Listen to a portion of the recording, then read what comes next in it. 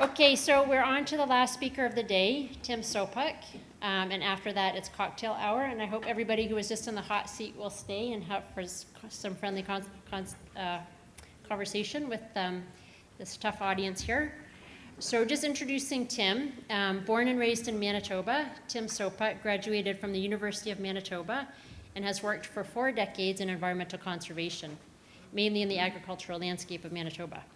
He is currently CEO of the Manitoba Habitat Heritage Corporation, where he has worked for close to 3 decades. The corporation has a portfolio of 400,000 acres of conservation lands achieved in cooperation with farmers and other landowners. More recently, Tim has been responsible for implementing and administering 2 new provincial endowment funds, the Conservation Trust and the Grow Trust, which total a lot of money, which I'm not allowed to tell you how much because Tim wants to tell you himself. Tim also serves on the boards of the Manitoba Clean Environment Commission, the Centre for Land Conservation, and the North American Wetlands Conservation Council in Canada. Tim speaks from an exceptionally knowledgeable base of experience as an NGO leader, a biologist, and as someone who knows the land, the people, and the wildlife of Manitoba very well. I'm very pleased to introduce him to you.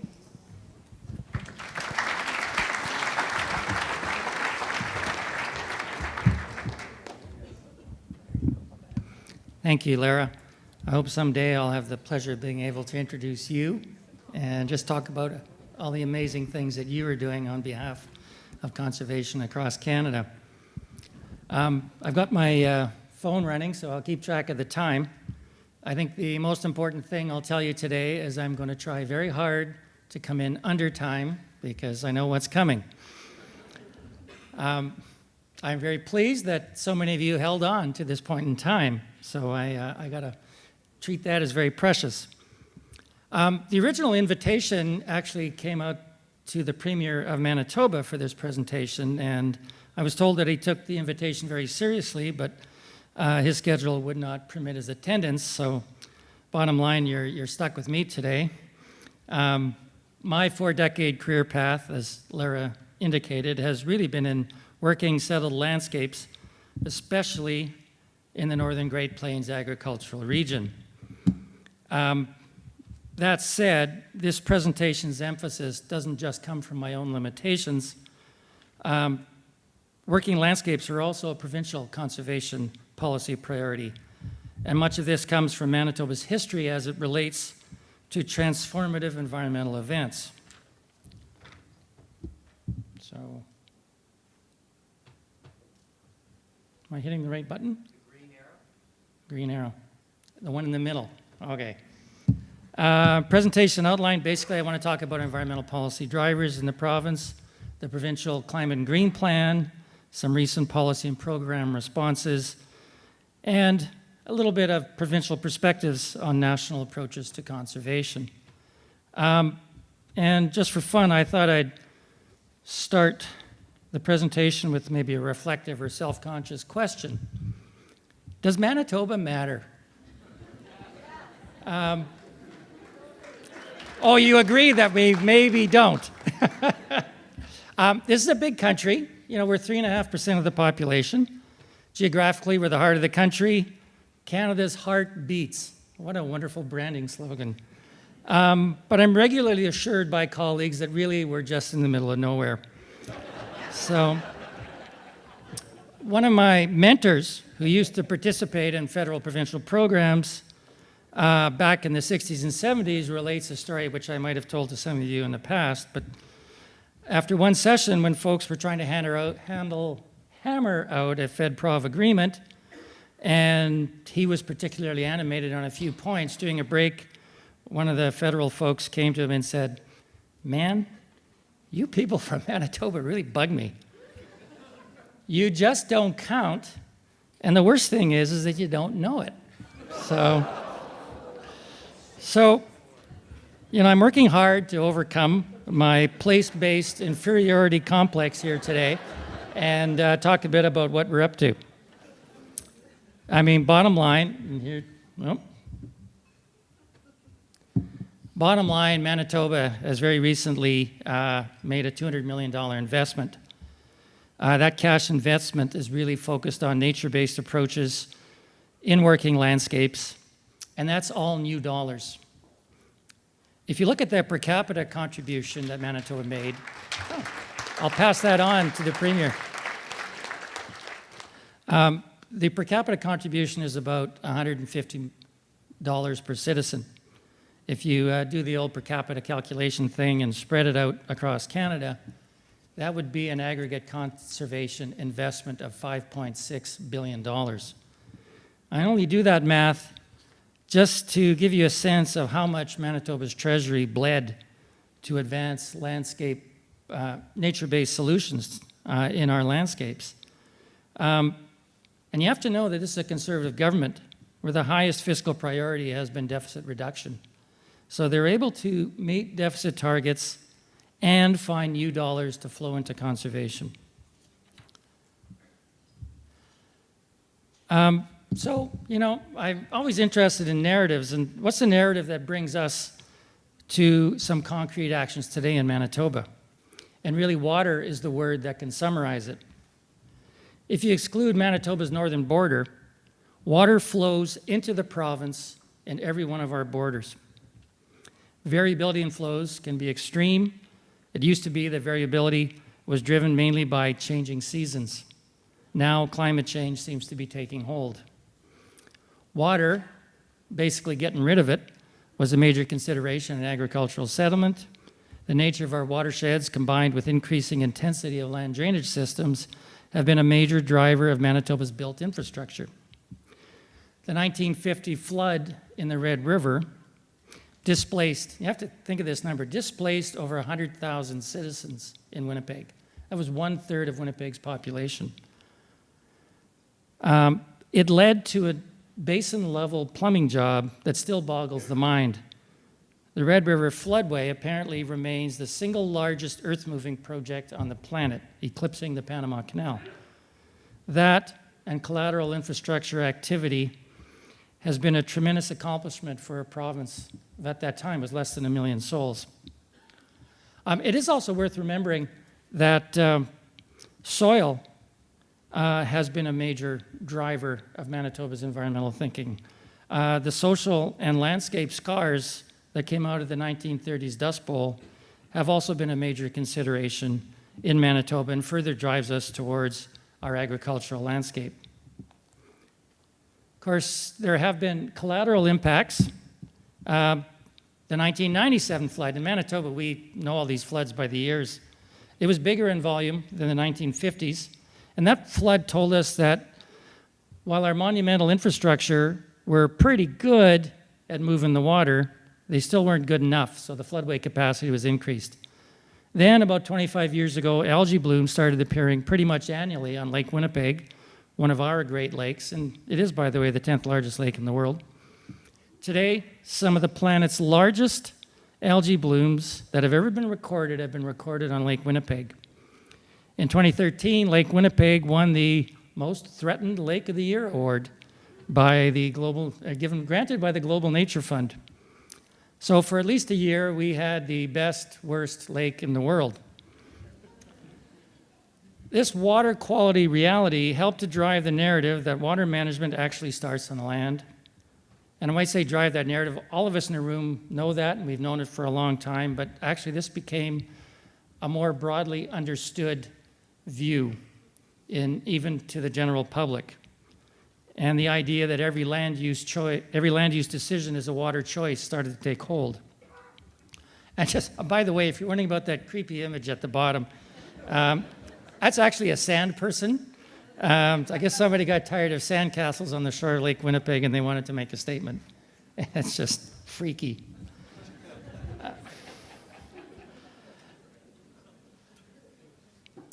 So because Manitoba's development narrative includes these transformative environmental events, they've really affected a great many citizens and has helped to drive our policy considerations and drive us to working landscapes.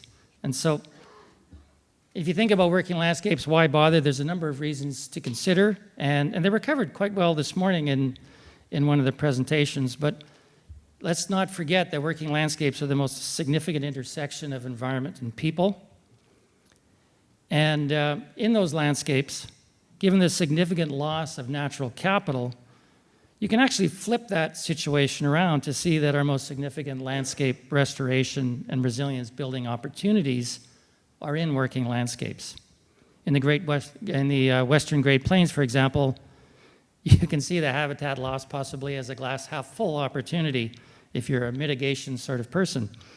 You know, we've lost 40 to 70% of our wetlands, 75% of our grasslands, the majority of our intact aspen parkland, and the list goes on.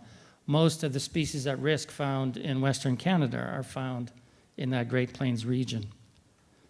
So in the end, it is a landscape that probably matters the most to people.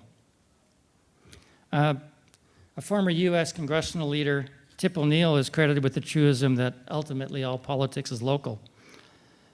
There is more applicability, provincially, I think, in that statement than perhaps federally, but it does remain a universal consideration in government decision-making. So moving forward in working landscapes, we've defaulted to the narrative of natural infrastructure. Interestingly, conservation interests have an ally on this front. Tomorrow you're going to hear from Craig Stewart of the Insurance Bureau of Canada. In 2018, he was part of a natural infrastructure forum in Winnipeg that was co-sponsored by the International Institute for Sustainable Development and Alice Canada. And he was asked point blank, why were they advancing natural infrastructure in that discussion? And his answer, pretty much verbatim, and I know the answer because I asked the question and I wrote his answer down. We no longer trust built infrastructure. So that is a bottom line business conclusion and pretty compelling case for natural infrastructure.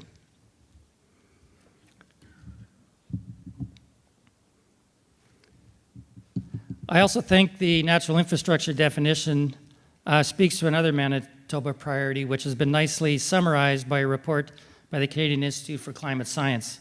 Seek out integrated solutions that drive multiple benefits.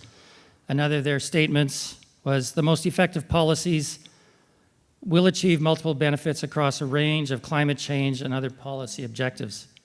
And man, those are great statements, but what exactly do they look like in their working clothes?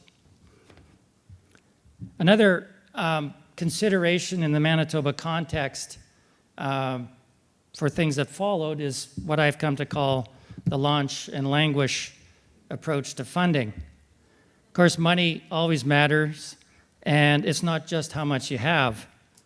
In Manitoba, we've had decades of start and stop funding for conservation programming.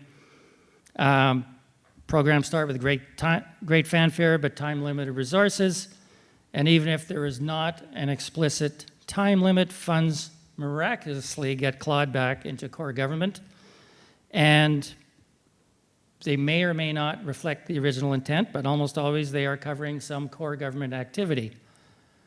This reality in Manitoba is so pervasive it's not even maddening anymore. And I know I'm speaking from a Manitoba perspective, but it's not inherent to just one place or even just one category of funder. So a major consideration in Manitoba's new strategy was this issue of launch and languish, and how do we get past it? So if we look at some of the context I've provided here, what has Manitoba actually done to change the narrative? Manitoba, when the provincial government was elected in 2016, about 18 months later, they launched a new iteration of Manitoba's Climate and Green Plan. It's a comprehensive policy statement to address climate change and other environmental issues. The pillars are climate, water, nature, and jobs.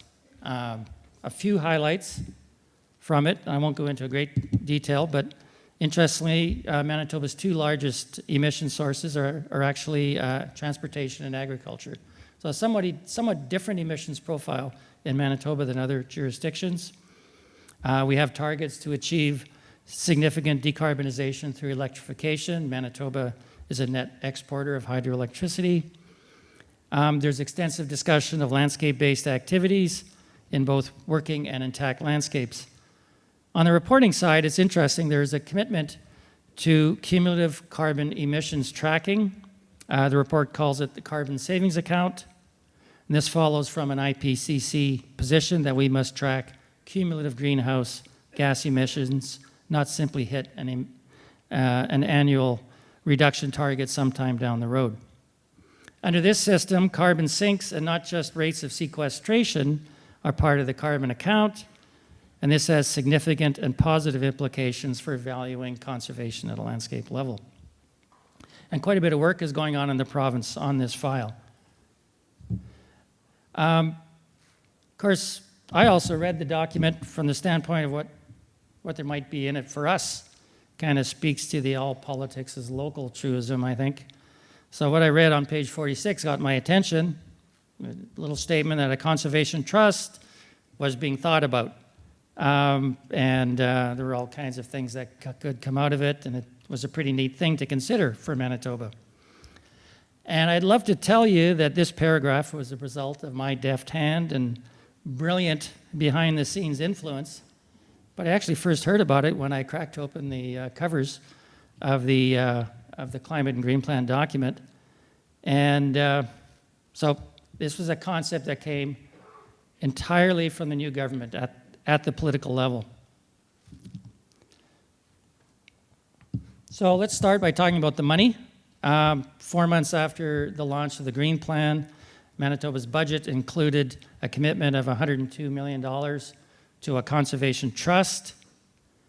In March of 2019, an additional $52 million was set aside into a second trust called the Grow Trust. And then in last October's throne speech, the province committed a further $50 million to a trust called the Grow Wetlands Trust, which has a specific focus on at-risk wetlands. So here we are. We've got over $200 million committed in endowments to increasing resilience to climate change through natural capital and renaturalizing working landscapes. The level of funding, which I mentioned earlier, would be the equivalent of $5.6 billion if we did the per capita thing, is not the only interesting aspect. The funding model is interesting too. The province did not wish to see future governments claw back this money, and it did not wish to see mission creep. So the capital flowed to the Winnipeg Foundation as an irrevocable contribution. The Winnipeg Foundation is the second largest community foundation in Canada with $1 billion in assets, so not a bad place to invest money. And it's been around a while. It's celebrating its first century next year. By the way, here's a Manitoba fun fact. Of the 160 community foundations across the country, 55, or almost 1/3, are found in Manitoba. So we had the first one, and it turns out we kind of grew to like them. So my organization comes in as a designated beneficiary for the trust investment income. And we, in turn, grant those funds to third parties, which is, oh well. Anyway, so when it's all said and done, Manitoba will have about $10 million that will replenish annually. And that's a fair chunk of change for us to handle. And I want to focus a bit now on what we're actually going to do with the money. So the purpose statement in the trust explicitly uses the terms natural infrastructure as well as working landscapes. And we are now funding projects out of the trust revenues. The grants system has been operating for over a year. Because we are in a working landscape, there is a focus on additionality, less so on conservation of existing lands, but that is a situation that I think we're going to be addressing over time.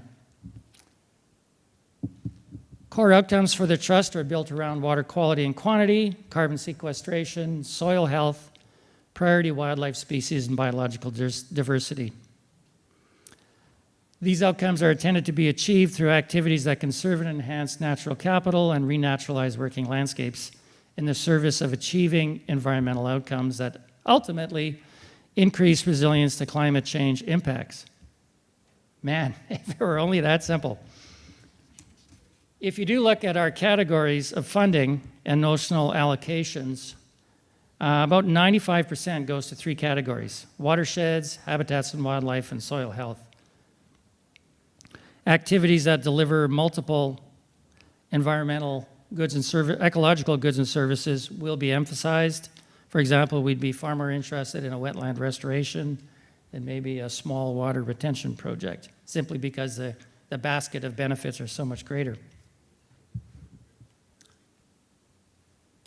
The Trust will be a major contributor to a new Manitoba landscape conservation program that advances integrated watershed planning and management. The GROW program, which stands for Growing Outcomes in Watersheds, deals with watershed management in agro-Manitoba, where over 90% of Manitoba's citizens reside. Manitoba has 14 watershed districts, and their program budgets will more than double because of this funding. The intent is for GROW and the Trust to organize issues and objectives at basin and regional scales, but deliver activities at a farm scale. We can't really work on any other way if we want to be both strategic and effective. Interestingly, the philosophy behind GROW is expressed in a very simple statement that the Premier always makes. It's farm the best, leave the rest. We'll see how that goes. So what are some of the delivery fundamentals? Actually, I would go back to Laura's presentation on ALICE. She did such a good job of summarizing the ALICE program and approach, and we are mirroring that very much so in Manitoba. And to her point, the mode of delivery is as important as the funding itself, because we're working on lands that are owned or at least managed by landowners and other citizens that depend on them for a living. We need a delivery model that is strategic and effective at both watershed and basin scales, but is still relevant to local communities and landowners. So, through Laura's presentation, you've heard about the ALICE program, and ALICE Canada has done a tremendous job of spreading it across the country in the last few years. Manitoba's GROW program is essentially the ALICE program with the Manitoba name on it. And by the way, the ALICE program did have its birth in Manitoba.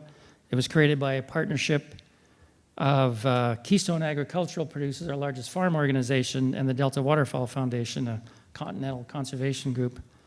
It was basically a response to the truism that it's not only what you do, but how you do it.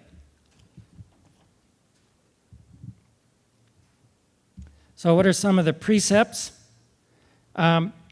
Really, ALICE originally was a response to the reality that most farmers were not engaging in conservation programs because they didn't like fundamental aspects of them, like perpetual conservation instruments. Further, they tended to view delivery groups as not really having a stake or an interest in their communities. The ALICE delivery model, which essentially is also the GROW delivery model, brings real decision-making down to the local level through established local advisory councils where at least 50% participation is local landowners. Program details may be modified to reflect local community and environmental priorities. Another key is the payment for ecosystem services model and annual payments to landowners. And this is where the trusts come in, become a real important enabler of all this, because we have an annual source of funds to pay for annual ecosystem services payments. I know, though, that there are a lot of funders that are challenged or maybe wary of this annual payments approach. Where's the, and what are essentially term conservation contracts? Where's the security they ask, and who's going to put up the annual payments over the long term? You know, they're all valid questions. But here's my question. If you're only going to use long-term conservation instruments and you're not engaging the majority of the landowners and local communities in a meaningful way, are you happy with a market penetration of, say, about 5 or 10% of the landscape? Because that's generally about the point where you start getting a social pushback from long-term perpetual conservation instruments. One of the most important statistics that came out of the first ALICE pilot project in the 1990s was that over 75% of the project landowners were participating in a conservation program for the first time. Further, the local community took ownership of the project to the extent that the local municipality, which generally scrapes together, and Manitoba municipality might have 5 or 6 staff at most, and their meager budgets are there for graders and gravel and culverts and just keeping things together. And in that first ALICE pilot project, the municipality came up with money out of their own budget to support the project. It may not have been big dollars to us, but it was significant to them, and I think telling. So here we are in Manitoba through GROW and through the trusts. We're going forward on the payment for ecosystem services model. We just launched an intake for the first round of GROW projects. There's about $5 million in the pot to get districts started. And, I know it's going to be a journey, not a destination. We expect to have a few bumps along the road, but it's definitely exciting times in the province. I'm just going to segue a bit to a question I was asked to address by Graham. He said, could you offer some advice from a provincial perspective to sort of federal and national audiences about how to approach conservation programs and projects? And I thought, I come from one very small province, and I actually don't get to talk to the people at the top very much. But I will offer up a few general comments. The first one would be to give more consideration to provincial or regional priorities and do what you can to accommodate them in federal and national initiatives. Investing in delivery structures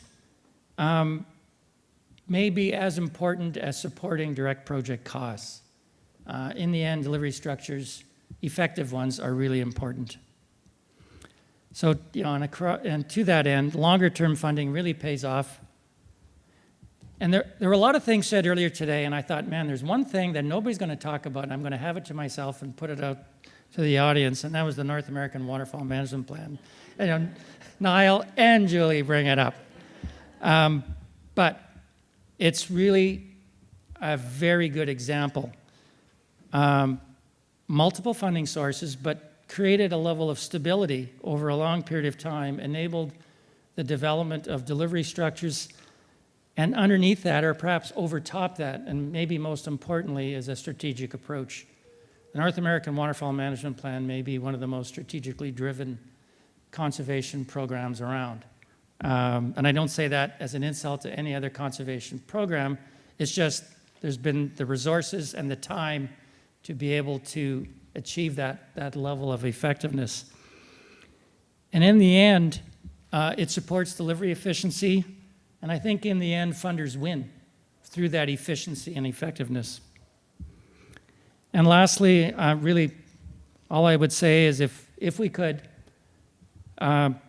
pay more attention to working landscapes and recognize that those mitigation opportunities that we have and the importance those landscapes have to people are a compelling consideration in that great challenge that many of you have to allocate funds.